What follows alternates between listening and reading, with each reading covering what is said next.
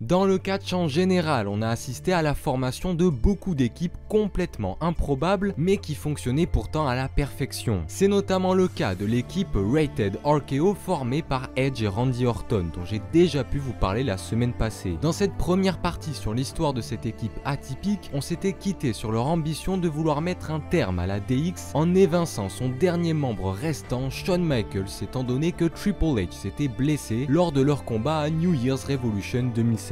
Mais surtout, dans cette première partie que je vous invite vraiment à aller voir, nous avons vu toute la violence qu'a employé Rated RKO pour imposer sa domination sur le roster de Raw. Les deux hommes qui se sentaient bien trop dans l'ombre des deux légendes ont décidé de redevenir les têtes d'affiche du show rouge par tous les moyens possibles. Cela implique de violentes attaques sur des légendes comme Ric Flair ou encore Roddy Piper. Cependant, assez tôt, Edge et Orton vont rapidement se rendre compte que leur désir de se hisser au sommet de la WWE ne se partage pas et que leur équipe formée à la fin de l'année 2006 n'est plus tellement au goût du jour. Mais avant cela, Rated RKO décide de poursuivre mais surtout de parachever leur mission de détruire définitivement la DX. Et pour commencer sur de bonnes bases, rien ne vaut une bonne vieille provocation pour déstabiliser le showstopper. En effet, durant l'épisode de Raw du 15 janvier 2007, avant de débuter leur match, les deux hommes lancent le fameux Are You Ready de la DX suivi de bruits provenant d'un électrocardiogramme. Randy Orton dit que c'est le son d'une machine d'hôpital lorsqu'un cœur s'arrête brutalement de battre. Ce soir, ils vont avoir l'opportunité de définitivement mettre fin à cette équipe légendaire et personne ne pourra les en empêcher. Rated RKO ne s'arrêtera pas tant que Shawn Michaels ne sera pas lui aussi évincé définitivement. Le Legend Killer se rend dans les vestiaires et dans le même temps, Edge poursuit cette promo en disant que certaines personnes dans les coulisses pensent peut-être faire une bonne chose en aidant ce soir Shawn Michaels. Le Canadien se rend à son tour dans les vestiaires pour aider son partenaire à traîner sur la rampe d'entrée le Hall of Famer Jim Duggan ensanglanté. Il était là lorsque Shawn faisait ses grands débuts à la télévision. Rated RKO dissuade toutes les superstars présentes dans les coulisses d'aider Michaels ce soir en portant à Jim Duggan un violent concerto. Les deux hommes prouvent à nouveau leur cruauté et leur ruse sans égale pour entrer dans la tête du Heartbreak Kid. Shawn Michaels sera donc bel et bien seul ce soir face à Rated RKO. Toute la bonne volonté de Michaels se heurte alors à la malice des deux hommes qui utilisent toutes les stratégies possibles pour le passer à tabac. Des coups répétés qui en viennent même à ouvrir le crâne de Shawn. Mais justement, HBK se sert lui aussi de sa ruse pour contrer un spear afin qu'il touche Randy Orton. Malgré un retour héroïque dans le combat, Michaels ne peut lutter contre Rated RKO et se fait surprendre par un spear alors qu'il tentait de repousser Orton. Une fois le finisher porté, Edge a la ferme intention de mettre fin à la carrière du showstopper et amène avec lui dans le ring deux chaises en acier. Mais alors que la superstar classée X était sur le point de faire un concerto, Michaels le repousse et met des coups de pied dans les baloches de ses adversaires. Pour venger son meilleur ami, il s'arme alors d'une masse et frappe les membres de Rated RKO avec. Comme un signe que la réalité venait de rattraper les ambitions de Edge et Orton, Shawn Michaels exécute un concerto sur le Legend Killer sous les yeux de son partenaire impuissant. La DX n'est donc toujours pas morte ce soir-là. La semaine suivante, Edge interrompt Michaels pour rappeler ses envies de récupérer le titre de la WWE en remportant le Royal Rumble. Les deux hommes atteignent un tel niveau de haine qu'ils ne se contrôlent plus et déclenchent une bagarre jusqu'aux coulisses. Dans les vestiaires, Randy Orton, qui n'est toujours pas totalement rétabli des événements de la semaine passée, interpelle Edge. Le Legend Killer lui reproche alors de s'être enfui après le coup que lui a porté Michaels. Il n'accepte aucune excuse de sa part et de son coéquipier, il aurait dû être là pour l'aider. La semaine dernière, ce n'était pas chacun pour soi, mais au Royal Rumble, ça sera le cas. Edge demande alors à Orton s'il va l'aider ce soir pour prendre leur revanche sur Shawn Michaels. Le Legend Killer lui répond d'attendre de voir ce qu'il se passera au moment de son combat. Des tensions apparaissent alors entre les deux lutteurs, peut-être est-ce un présage du début de la fin de leur association. Plus tard dans la soirée, après un combat très brutal, Michaels place à bout de force Edge en position pour un concerto, mais soudainement c'est Randy Orton qui apparaît finalement dans son dos et qui lui inflige un RKO. Edge, rassuré par l'intervention de son coéquipier, n'a alors plus qu'à faire le tomber pour remporter son match face au showstopper. Alors que le Legend Killer aide le Canadien à se relever et que leur association paraît plus solide que jamais, Randy Orton balance Edge par-dessus la troisième corde. Une sorte d'avertissement sur ce qui pourrait se passer lors du Royal Rumble prévu dans quelques jours. Au cours du Royal Rumble 2007,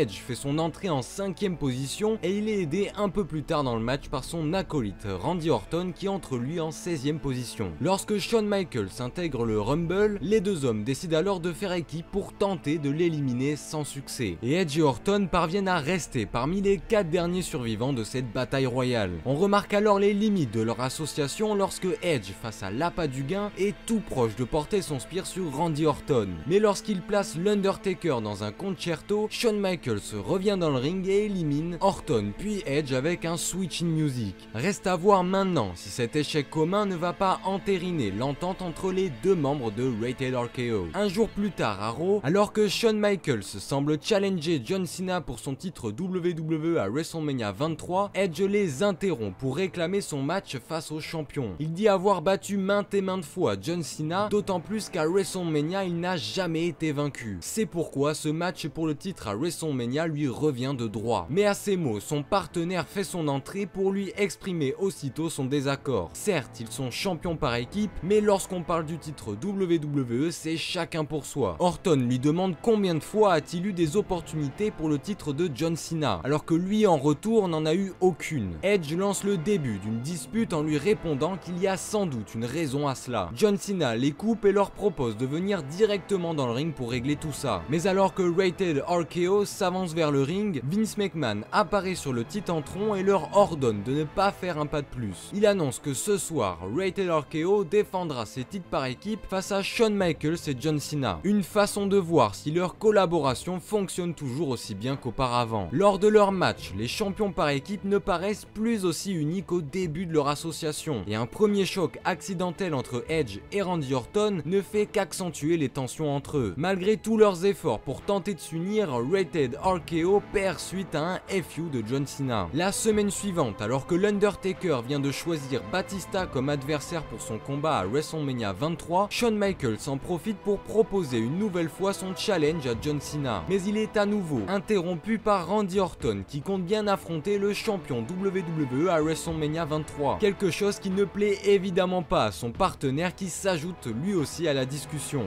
Lui n'a jamais perdu à WrestleMania, ce qui fait de lui le plus légitime d'entre eux pour obtenir un match de championnat face à John Cena. Vince McMahon décide finalement d'organiser un match entre les 3 superstars pour déterminer l'aspirant numéro 1 au titre WWE. Edge et Orton vont alors s'entrechoquer pour la toute première fois depuis des mois afin d'obtenir une chance au titre WWE de John Cena. Même s'ils tentent de faire alliance durant le combat, cette idée est rapidement abandonnée lorsque Edge, en bon opportuniste qu'il est, tente de voler la victoire au Legend Killer après qu'il ait exécuté son RKO sur Michaels. Les deux partenaires se regardent longuement et se serrent la main avant de finalement se frapper. Aucune confiance ne règne entre les deux superstars, prêtes à tout pour gagner le titre WWE. Alors que Orton retient la jambe de Shawn lors de son Switch in Music, le Heartbreak Kid esquive un spear qui touche le Legend Killer. Michaels profite alors de la discorde entre les membres de Rated RKO pour décrocher son opportunité au titre de John Cena en portant un dernier Switch in Music sur Edge. Durant l'épisode de Raw du 19 février, même si leur équipe ne fonctionne plus tellement, Edge et Orton ont la chance de pouvoir se rattraper en se qualifiant pour le Money in the Bank Ladder Match prévu pour WrestleMania 23. Une chance que saisit d'abord Edge en parvenant à vaincre Rob Van Dam avec un spear, et surtout bien aidé par l'intervention de Randy Orton durant le combat. Le même soir, Edge lui rend l'appareil en attaquant John Cena qui était tout près de lui porter son FU. Alors que Rated RKO place Cena pour un concerto, le rival de toujours, Shawn Michaels, vient à la rescousse du champion de la WWE armé d'une chaise. Lors de l'épisode du 26 février de Raw, ils ont l'occasion de reprendre leur championnat par équipe des mains de John Cena et de Shawn Michaels. Au moment de leur combat, au tout début du show, Orton, accompagné de son compère, annonce qu'ils ne sont pas encore prêts pour leur combat mais qu'ils le seront plus tard. Le Legend Killer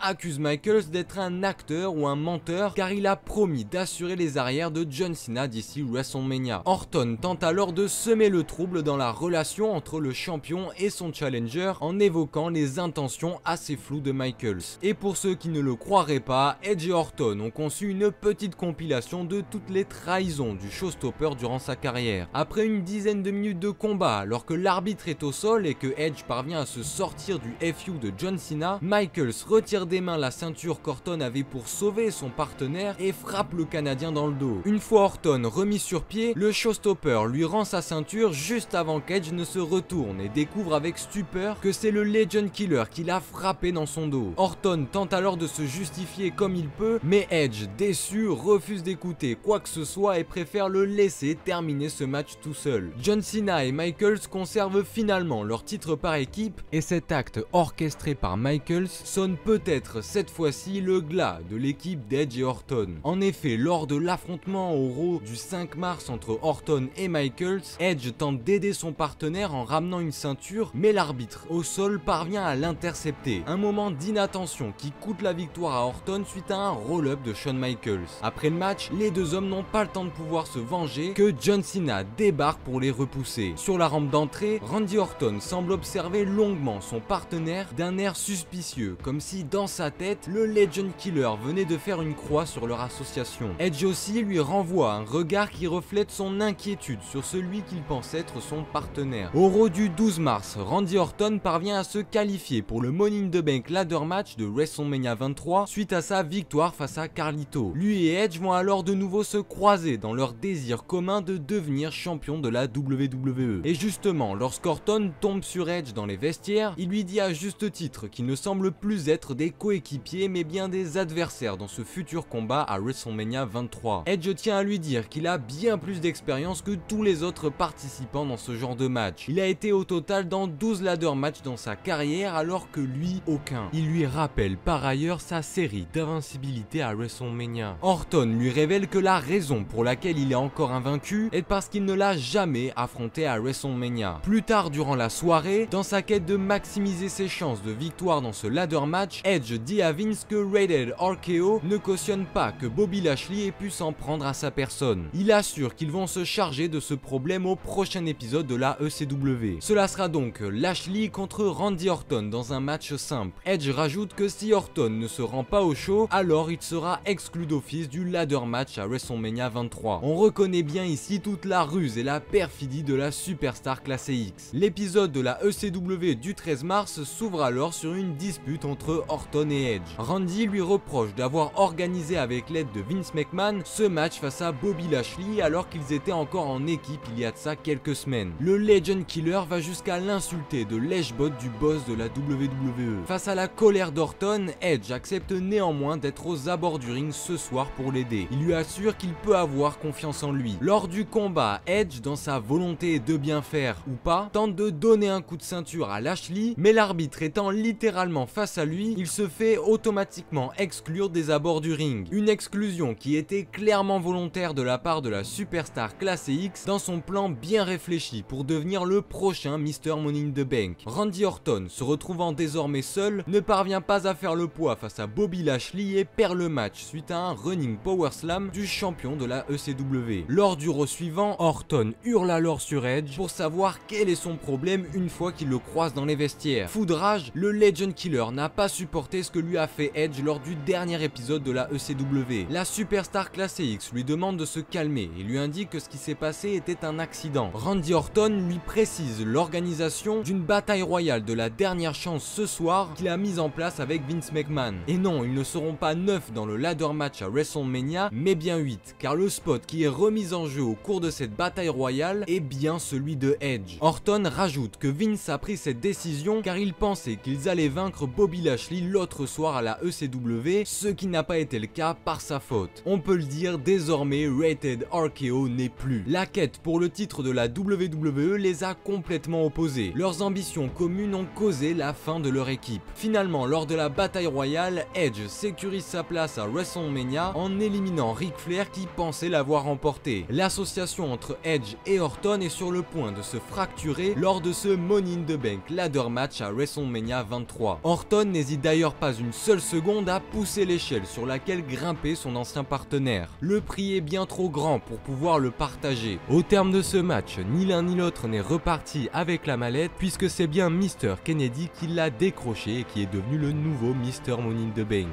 Au Raw suivant WrestleMania, alors que plus tôt dans la soirée, Randy Orton a confronté Shawn Michaels pour réclamer à son tour un match face à John Cena pour son titre, Edge fait son apparition aussi et prend le micro pour parler de cette situation. Il estime que les ambitions de Shawn et de Orton sont risibles, car il sait que Michaels est toujours l'homme qui l'a frappé un nombre incalculable de fois au crâne et que Randy Orton est toujours l'égoïste qu'il a su devancer de nombreuses fois. Il termine par dire que tous les fans seront bientôt obligés de l'appeler champion de la WWE. Le 9 avril à Raw, lors du combat entre HBK et Orton pour déterminer le challenger numéro 1 au titre de John Cena, Edge débarque aux abords du ring pour distraire le showstopper qui était sur le point d'exécuter son switch in music. Une fois remis, Randy Orton hurle à son ancien partenaire de partir immédiatement. Mais en retour, Edge tente de le frapper et l'on assiste à une série de contres où les deux hommes anticipent leur coup avant que le Canadien ne lui porte son spear. Michaels porte alors son switch in music, mais lors du tombé, les deux hommes avaient les épaules au sol. De ce fait, il n'y a donc aucun vainqueur et toujours pas de challenger numéro 1 au titre de John Cena. Plus tard durant la soirée, les 4 superstars se réunissent dans le ring lors du Cutting Edge. Et après que John Cena ait remis à sa place tout le monde, Mick Foley, accompagné d'un enfant qui est le general manager pour la soirée, annonce que à Backlash, le champion de la WWE défendra son titre face à Randy Orton, Edge et Shawn Michaels dans un Fatal 4-Way. Finalement, lors du pay-per-view, les deux anciens coéquipiers se sont à nouveau associés pour éliminer leurs adversaires communs le temps de quelques minutes avant que la superstar classée X ne décide de trahir à nouveau Orton avec un coup de chaise. Grâce à un enchaînement spectaculaire de finishers et surtout grâce à beaucoup de chance, c'est John Cena qui parvient à conserver son titre WWE après avoir subi un switch in music. Pour régler une bonne fois pour toutes leurs différends, Edge et Orton s'affrontent alors le jour suivant à Raw dans un match simple. Et même si c'est Randy Orton qui bénéficie du soutien du public, c'est bien Edge qui repart victorieux de leur combat grâce à un spear. Un affrontement vraiment atypique où les deux lutteurs n'ont pas hésité à tricher pour parvenir à leur fin. Enfin, leur chemin se sépare définitivement lorsque Edge récupère la mallette des mains de Mr. Kennedy et qu'il l'encaisse sur l'Undertaker pour devenir le nouveau champion du monde poids lourd. Un triomphe du côté de la branche bleue qui pousse la superstar classée X à y être transférée et donc à s'éloigner de Randy Orton qui lui est resté du côté de Raw. On peut souligner que Edge et Orton mettront leurs différents côtés lors du Raw du 10 décembre 2007 pour faire face à Evolution aux côtés de Umaga, le Legend Killer préférant qu'on se souvienne plus de son implication dans Rated RKO que dans le clan de Triple H. Fidèles à eux-mêmes, Edge et Orton préfèrent fuir ensemble, laissant seul Umaga payé pour la disqualification qu'il a causée en poussant l'arbitre du match. Pour terminer, les deux hommes se recroiseront lors du Royal Rumble 2020 où une fois de plus, Edge a eu un coup d'avance par rapport au Legend Killer en prenant soin de l'éliminer avant que l'idée ne traverse l'esprit de son ancien partenaire. Leur passé commun sera d'ailleurs un des axes principaux de leur intense rivalité durant la même année. Mais ça, je vous en parlerai plus en détail dans une future vidéo. Ainsi, Rated RKO est unique et réunit deux hommes qui n'avaient pourtant rien à faire ensemble. Leur façon d'agir, que ce soit d'abord dans l'humour au début de leur association ou dans la violence un peu plus tard, a toujours été très bien interprétée. Pour une équipe qui a été créée pour confronter une DX qui était très populaire et surtout qui paraissait imbattable dans une division par équipe un peu trop faible, Rated RKO a largement fait son travail, voire bien plus. Cette équipe a toujours été extrêmement divertissante et les deux hommes collaboraient à merveille, que ce soit dans le ring ou bien lors des promos. Ça reste toujours surprenant de voir deux superstars qui pourtant se débrouillaient très bien en solo, avoir aussi bien réussi l'exercice de travailler en équipe. En les voyant ensemble, on a pu se rendre compte que finalement ils n'étaient pas si différents l'un de l'autre. Chacun était prêt à tout pour obtenir la victoire. Et c'est peut-être pour ça aussi que cette équipe a tellement marqué les fans. Sur la fin de leur association, la trahison paraissait inévitable pour les deux hommes qui sont de grands habitués en la matière. Deux égos aussi immenses qu'eux ne pouvaient cohabiter très longtemps ensemble. Et justement là aussi, c'était tellement plaisant de voir deux superstars qui excellent dans l'art de la trahison se planter des coups de couteau dans le dos tour à tour jusqu'à la fin officielle de Rated RKO. Les deux ayant des ambitions démesurées, on savait dès le départ que leur alliance n'était que temporaire. Cette équipe totalement unique qui n'a duré que quelques mois a pourtant réussi à laisser un souvenir impérissable à l'entièreté des fans de catch.